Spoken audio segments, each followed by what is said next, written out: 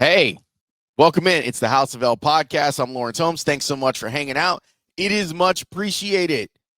Big thanks to our friends over at Remy Martin. Had an incredible experience at the Benny's in Orland Park with Remy. We were signing people up for the Court of Dreams, and it was a lot of fun. A lot of people came out.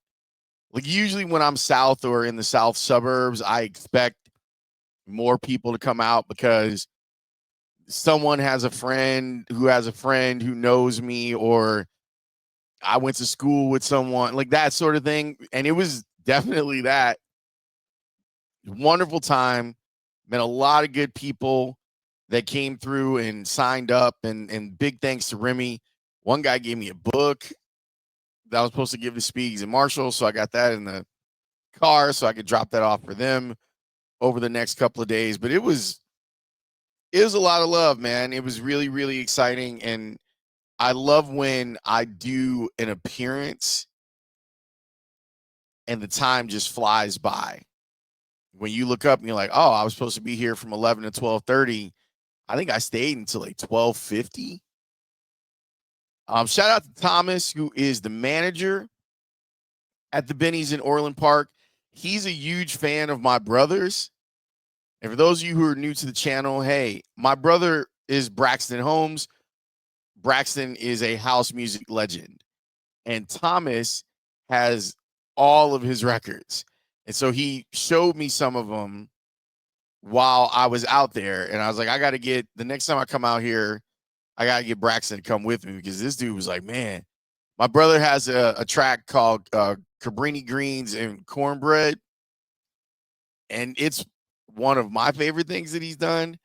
And Thomas was saying how like that got him through some hard times. So the next time I go out there, I got to put Braxton in the car and have him come through, because this guy is a legit, like, old school house fan. If you saw Thomas, you wouldn't immediately think, oh, that dude's into acid house and 90s stuff. You wouldn't think it, but he is. So shout out to him for that. It was a really good weekend, whether it was the event with Remy. Then I went and kicked it Saturday night over at the promontory. And, I'm not really in these streets, but I am in the streets for my people. Jay Illa did a set over at Promontory, which is right down the street from my house. So no excuses. And he is also a Remy brand ambassador. But that's not why I went. That's just my dude. And he throws this great party. And for those of us of a certain age, I'm still in my 40s, but barely. It's great. He throws the Get Busy is 4 p.m. till 8 p.m. And I was talking with him and his manager, Tu Langley. Shout out to Tu. It's so perfect because you could go kick it, and then you can go to dinner and then go to bed. And I'll say this: the next time that he does one, I'm going to let you know. And here's why. Like, I know the analytics of this podcast, and most of the people that listen to my podcast are male. We have a good contingent of women, but not a lot. If you are out here in the streets, like in the streets, and you are looking for someone, and you're like, hey, late 30s to mid 50s or whatever, you need to come to the next time Illa throws one of these, because the women outnumber the men like 2-1. And you can find some nice, upwardly mobile women at these events. Shout out to my guy Mario over at Promontory. Mario from Hyde Park, the mayor of Hyde Park. All right, I'm done with the shout outs for now. But I'm just telling you, the next time that you should be following Jay Illa, he's the DJ for the Bears, by the way, along with being a homie. He's the guy that is getting you hyped before games over at Soldier Field. Follow Jay Illa, for real, for real. All of this stuff was great. And for a person that doesn't really like to go out, it was nice to have a day where I went out. and did stuff and talked with people, and it was fun. And then Sunday, it was time to get down to business. I love Championship Sunday. It's the best day on the NFL calendar as far as I'm concerned. Some people say it's a divisional round, and this year they might have an argument because 3 of the 4 games are really good versus 1 of the 2 games being good. Although the Eagles Commanders game was good into the 3rd quarter, and then it was not good at all after that. I'll get to that in a second. I want to talk about Patrick Mahomes. When Buffalo beat Baltimore, and you see Lamar Jackson and Josh Allen hugging it out in the middle of the field, I imagine that part of their friendship, their kinship, their conversation has to do with Patrick Mahomes. The idea of, if I'm not going to beat him, you please go beat him. And I wonder if you had an honest moment with Lamar, he would tell you, hell yeah, I was rooting for Josh. And vice versa last year. Hell yeah, I was rooting for Lamar. Because this dude is inevitable. He's Thanos. You look at what's happened this year and see them just continue to win 1-score game after 1-score game after 1-score game. They don't flinch. They don't blink. Any other Mike Tomlin-ism that you want to use, they don't do it. They just don't. You're not supposed to win a game like that when Travis Kelce is almost no part of it. They didn't even have to do the secret twin language that they use yesterday. Patrick Mahomes continues to evolve.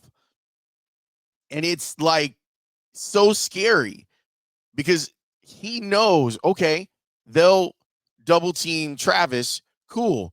We're going to make it work for everyone else. And look at the way that the ball got spread around yesterday. Look at the choices that he's making in short yardage situations. He's another one of those guys where, like, the idea of matching the traits plus the football player. This is what I'm obsessed with now, because I think the Bears in particular, and I hope that this is going to change, watching them just draft on traits without football IQ, like football acumen, games play, like watch the tape, all that stuff. When I look at Patrick Mahomes, he's the perfect embodiment of all of it. He ran like a 4.7 at the combine, but he's one of the most effective runners of this era. And I know what you're thinking, like, Laurence, weren't you just talking about Josh Allen and Lamar Jackson? Yeah, those guys do it and they put up volume. Justin Fields, when he runs, it's volume. When Patrick Mahomes runs, it is for purpose. He has figured out how to use his legs and the fake of his arm. He fakes 5-10 yards down the field and people fall for it. He's perfected the, I'm kind of out of bounds, don't hit me, I'm going to run up the sideline. He's perfected all of that. Putting the ball in his hands is something that helps to assure you victory. And it happened again. He's amazing. When you watch him play and you look at the numbers this season, like, the numbers aren't great. He didn't make the Pro Bowl this year. They just won. And as an organization, as a team, it seems pretty clear that they have figured out, like, the sweet spot of, we want to be competitive. We're not going to kill ourselves in the regular season. We know what to do once the postseason comes on. I don't have a pick other than to tell you this for the Super Bowl. I am not picking against Patrick Mahomes. because death taxes and Patrick Mahomes. The stuff that they do is amazing. And I feel bad for Josh Allen and Lamar Jackson because they're just kind of sitting there like, I know if we could just get past this dude, we could be competitive against the team in the NFC. But he's standing in the way.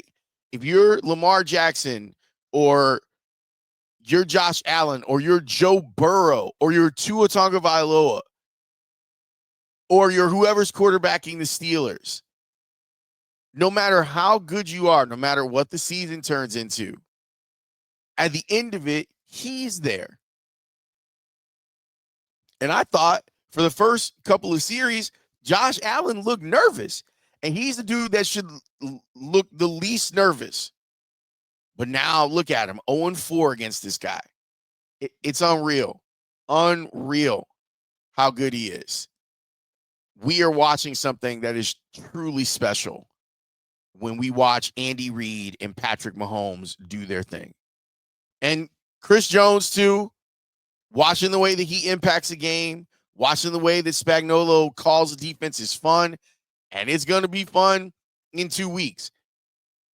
I think that the Eagles, if I'm looking at this without the Patrick Mahomes element to it, without the Thanos element to it, I would go, the Eagles are really built to win this game against Kansas City. I say that because they can run the rock. Saquon Barkley has been so outstanding that you're not even surprised that he takes the first play from scrimmage for Philly and takes it to the house. You're not surprised. Jalen Hurts, I thought, played a great floor game. Like in basketball, we would talk about a guy that's kind of got statistics in every column. That's what Jalen Hurts was. The 2 weeks is going to help him, is going to help that knee. But he took the knee brace off at the beginning of the game, and he went out there and he did what he needed to do. If it were anyone other than Patrick Mahomes on the other side, I would go, Philly's got a good chance to win this game. They play defense. They take the ball away. They're physical. They like to run. Watching their defense, Quinyon Mitchell, so good. Watching how they play, watching them get after it. It's a joy. Watching Saquon get his flowers has been outstanding. But if you're Jalen Hurts now, like add him to the list. If you're Jalen Hurts or you're Brock Purdy and you're like, oh yeah, at the end of this, here's Patrick Mahomes again. All of these guys are searching to be the Peyton Manning to Mahomes' Tom Brady. And I remember when the Chiefs lost, I was like, okay, Tom has created enough distance now that he might not have to worry about Mahomes. I would like to rescind that statement. He's got to worry about Mahomes. That dude's 29. He's 29. We'll see if he can pull it off. We'll see if Philly has got something for him. I am looking forward to watching that game. But I don't know how anyone ever bets against that dude. He's scary good. And I love all the other quarterbacks that we talked about. I love watching them play. I'm a huge Lamar stan. Guys right there, standing in your way.